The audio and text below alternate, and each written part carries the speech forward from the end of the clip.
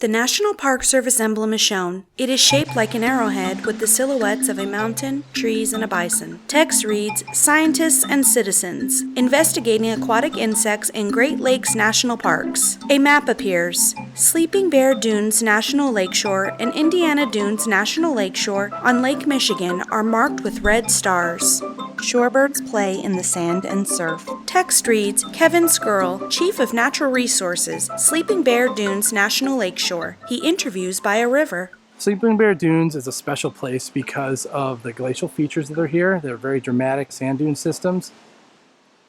Many natural features like rivers and streams. Research in national parks is important to us because these lands are the people's lands, and we look at the park as kind of the nation's laboratory. And it's important to us as resource managers to understand our resources better so that we can better protect them. A man and his assistant walk out into the gently flowing river. They place a scientific instrument in the water and gauge the readings. So Dr. DeWalt's research is important because often invertebrate species are kind of left out of the picture. We learn a lot about birds and mammals, but it's also important to understand those parts of the food web because we're really looking to manage ecosystems as a whole, and we want to see healthy ecosystems and, native species thrive and diversity expand. An eagle perches on a branch. This is the Crystal River at Sleeping Bear Dunes National Lakeshore. The two men stand in the river, studying a dusty-colored stonefly. And I study aquatic insects. The ones I'm interested in are stoneflies, mayflies, and caddisflies. The two men stand in the river and examine samples as a large fish swims by. These are three orders of insects that the national parks are interested in because they're indicators of water quality.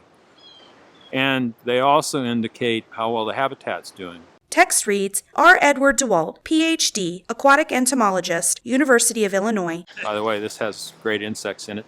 And I'm interested in knowing whether or not parks protect aquatic insects at a greater rate than, say, the surrounding area.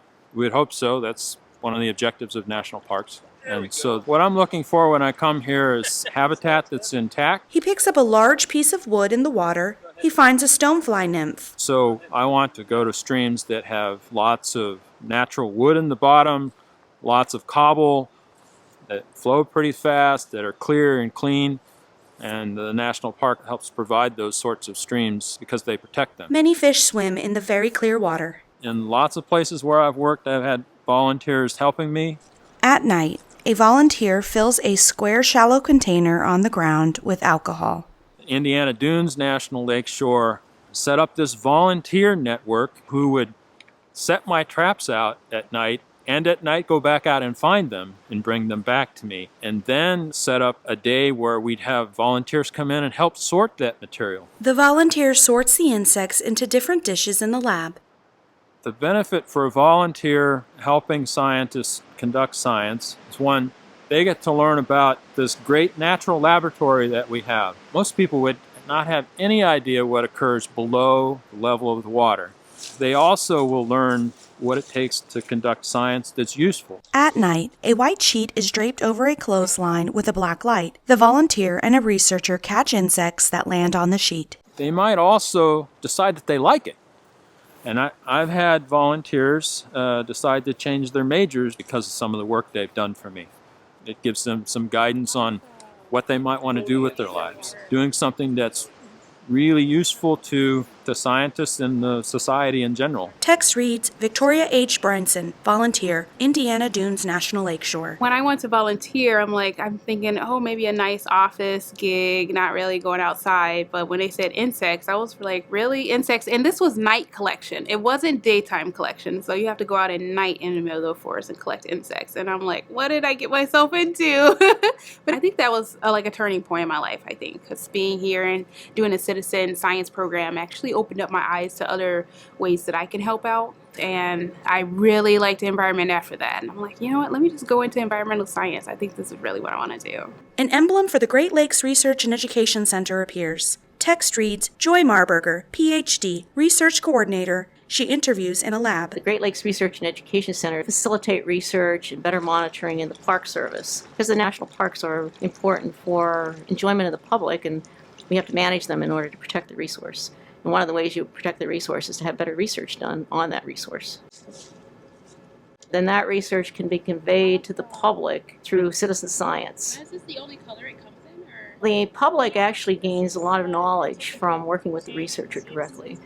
We combine all the various research components. Victoria and the researcher collect specimens at night. What the tools are of the research, how it applies to management, and how to further better science to try to do a better job of managing our park resources.